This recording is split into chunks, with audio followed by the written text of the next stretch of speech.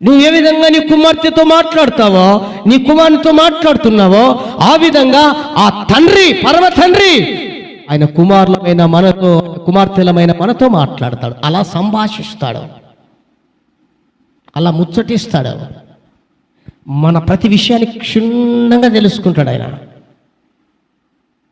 ఈ లోకంలో నిన్ను ఎవరు అర్థం చేసుకోకపోయినా ఆయన అర్థం చేసుకుంటాడు. ఈ లోకంలో నీ గోడు ఎవడు పట్టించుకోకపోయినా ఆయన నిన్ను పట్టించుకుంటాడు.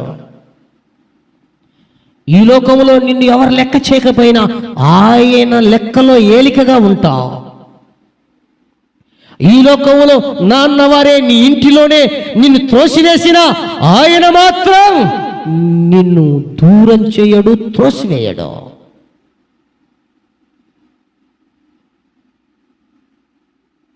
అంత ప్రేమ కలిగిన దేవుడు.